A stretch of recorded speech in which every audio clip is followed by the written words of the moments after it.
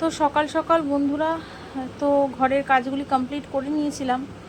আর এখন কিন্তু তোমার একটু বেডটা ক্লিন করে নিচ্ছি। আর এতক্ষণে কিন্তু ছেলে তোমার বেরিয়েও গেছে। এখন কিন্তু ওই 12টার মতন বাজে। তো শুভ দুপুর আমার প্রিয় বন্ধুরা। আজ হচ্ছে সোমবার, আজ হচ্ছে শ্রাবণ মাসের 3য় সোমবার। তো আজ কিন্তু উপোসটা করেই নিলাম, কারণ প্রথম সোমবার দ্বিতীয় সোমবারটা করতে পারিনি একটু অসুবিধার কারণে। তো 3য় সোমবারটা করে নিলাম, ভেবেছিলাম লাস্ট সোমবারটা করব। তো তারপরে ভাবলাম ছেলে যদি পরীক্ষা পড়ে যায় তো অসুবিধা হয়ে যাবে, কারণ উপোস গায়ে তখন আর ছেলেকে অত বেশিক্ষণ একটু পড়াতে পারবো না, কারণ উপোস থাকলে পরে দেখবে বেশি কথা টথা অত ভালো লাগে না, গলা ঠলা শুকিয়ে আসে, তো কষ্টই হয়। আর বাচ্চাদের পড়তে গেলে তো একটু বক বক করতেই হয়। তো সেই কারণে ভাবলাম 3য় সোমবারটাই করে নিই।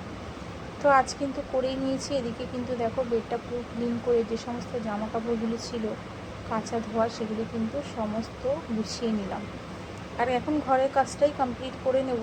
সকালবেলা স্নান টান করেই কিন্তু চলে গেছিলাম বাজারে। আর বাজারে গিয়ে ফুল ফল যে সমস্ত জিনিস আমার পুজো করতে লাগবে সেগুলি সব কিনে নিয়ে এসেছি, কারণ আমাদের এখানে আবার একটু বেলা হলেই জানো তো ফল ফুল কিচ্ছু পাওয়া যায় না। তাই তোমার আমি গেছিলাম তখন 10:30টার সময় বাজারে গেছি, তখনই তোমার ফুল একদম পাওয়া যাচ্ছিল না। এক জায়গা থেকে ফুল নিয়েছি, সেখানেই তো তোমার হয়তো 6-7টা ফুল দিয়েছে, মালা দিয়েছে, 30-40 টাকা নিয়ে নিয়েছে। তো আবার আমি 10 টাকার আবার আলাদা করে কুচো ফুল কিনেছি। এখানে তোমার প্রচুর ফুল ফলের দাম, জানি না সব জায়গায় কীরকম দাম। তো যাই হোক, কিনে টিনে এনে একদম কিন্তু তারপরে ছেলেকে একদম এসে স্নান টান করিয়ে খাইয়ে ঠাইয়ে ছেলেকে স্কুলে পাঠিয়ে দিয়েছি। আর এখন ঘরের কাজগুলি তো করতেই হবে, ঘরের কাজগুলি না করলে ভালোও লাগবে না। যে আগে ভাববো যে জলটা ঢেলে আসবো, তো সেটাই ইচ্ছা করবে না, কারণ ঘর ঠরগুলি পরিষ্কার না করলে কি আর ভালো লাগে। তো একদম ঘর ঠরগুলি দেখো পরিষ্কার করে নিলাম, একদম গুছিয়ে টুছিয়ে তারপরে কিন্তু যাব মন্দিরে। তার আগে সমস্ত কিন্তু ফল টলগুলি দেখো এবার গুছিয়ে নিচ্ছি, একদম একটু গা কাপড়টাও ধুয়ে এসেছি। আর সমস্ত ফল দেখো ভালো করে ধুয়ে ধায়ে নিয়ে এখন রেডি করছি, বেরিয়ে যাব মন্দিরে। আর ফলগুলিও খুব সুন্দর পেয়েছিলাম, একটু সকালের দিকে মানে গেছিলাম বলে ভালো পেয়েছি, নালে একটু বেলা হলে আর এগুলিও পেতাম না। তো যাই হোক, তোমার শাশুড়ি রান্না করছে, রান্না বলতে আজকে বেশি রান্নার ঝামেলা নেই। আজকে একটু ডাল আর আলু শাশুড়ি একটু ভেজে নেবে, কারণ কালকের তোমার মাংস তরকারি অনেক কিছুই রয়ে গেছে। তো সেই কারণে আজকে আর রান্নার ঝামেলা নেই, একটু ডাল আর আলু ভাজা শাশুড়ি বললো আমিই ভেজে নেবো, তোমাকে আর করতে হবে না। তো সেই কারণে আজকে আর রান্না করতে হয়নি। তো দেখো ফুলগুলি একদম শুকানো ফুল, দু একটা হয়তো ভালো আছে, তাই দেখো ফুলের কত দাম। আর এটা দেখো আলাদা করে আবার আমি ফুল কিনেছিলাম। তো এটা ওই মালা আর বেলপাতাগুলি খুব সুন্দর সুন্দর দিয়েছিল। একদম দেখো কিছু কিছু বেলপাতা একদম নিখুঁত ছিল, আবার কিছু কিছু একটু ছেঁড়া ফাটা ছিল। তো যাই হোক, বেলপাতাগুলি দেখলেই যেন মন ভরে যায়। তো এখন কিন্তু চলো বেরিয়ে যাব। তার আগে পরে নেবো একটু আলতা, কারণ পুজো পার্বণের দিনে একটু পায়ে আলতা না পরলে ভালো লাগে না। আর যেই রিচুয়ালগুলি করতে হয় সেগুলি তো করতেই হবে বলো, সংসারের মঙ্গলের জন্য আমাদের মেয়েদের কিন্তু অনেক কিছু করতে হয়। আর দেখো একটু সাবু এনে রেখেছি, রাতের দিকটা একটু সাবু ভিজিয়ে একটু কলা নারকেল দিয়ে খাবো, একটু মিষ্টি এনে রেখেছি। আর দেখো দুধটা এখন ঘটিতে ঢেলে নিয়ে যাব, বাবার মাথায় ঢালবো। আর দেখো তোমাদের দাদাভাই কিন্তু নারকেল নিয়ে এসছে, বলে দিয়েছিলাম যে গোটা নারকেল আনবে না, অর্ধেক নারকেল নিয়ে আসবে, তো অর্ধেকই নারকেলটা নিয়ে এসছে।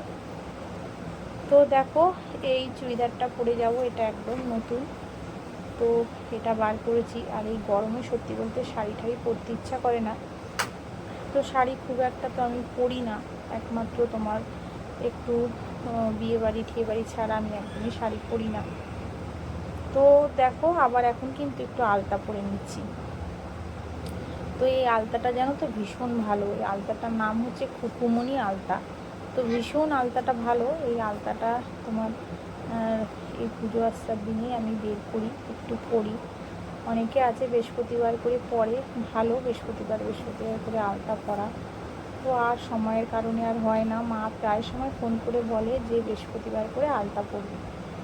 তো আর সময়ের অভাবে সংসারের কাজের ইয়েতে আর হয় না। তো যাই হোক, পুজো আশ্রয় কিন্তু আমি এই রিচুয়ালটা করি, মানে তোমার আলতা পরি। তো এখন আলতা টালতা পরেই কিন্তু বেরিয়ে যাব মন্দিরে। তো এতক্ষণে যেসব বন্ধুরা আমার ব্লগটা ধৈর্য ধরে দেখছো, তো প্লিজ তোমাদের বলছি, যারা নতুন বন্ধু আছো, যদি ভিডিওর কোনো অংশ ভালো লেগে থাকে তো প্লিজ একটা লাইক সাবস্ক্রাইব করে আমার পাশে থেকো। আর যারা করে রেখেছো তাদের অসংখ্য ধন্যবাদ আর অনেক অনেক ভালোবাসা। তো এইভাবেই আমার পাশে থেকো, আমিও কিন্তু সব সময়ের জন্যই তোমাদের পাশে আছি, পাশে সব সময়ের জন্য থাকবো।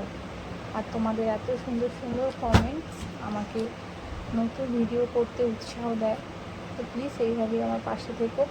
তো দেখো আলতা পরা হয়ে গেছে, তো এখন চুড়িদারটা পরে নেব। আর ওদিকে তো সব গুছিয়ে নিয়েছি ফল টল, তো এখন বেরিয়ে যাব মন্দিরে। আর এদিকে দেখো আমি কিন্তু রেডি হয়ে গেছি, চুড়িদারটাও পরে নিয়েছি, আর এখন কিন্তু বেরিয়ে যাব। তো চুড়িদারটা পরে কেমন লাগছে আমাকে জানিও। চুড়িদারটা কিন্তু খুব সুন্দর, ছাপাটাও খুব ভালো।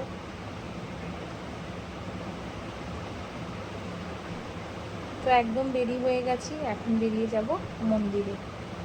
আর মন্দিরে গিয়ে দেখি একদম মন্দির ফাঁকা, কারণ তৃতীয় সোমবার, তো সেই কারণে তোমার খুব একদমই ভিড় ছিল না। দেখো একদম ফাঁকা, সকালের দিকটা অনেকে পুজো করে গেছে। তো এখন তো তোমার ওই 1:45 মতন বাজে। তো দেখো এখন কিন্তু আমি বসে একদম ভালোভাবে পুজো করতে পারবো। মন্দির ফাঁকা থাকলে সত্যি বলতে পুজোও কিন্তু একদম ভালোভাবে করা যায়।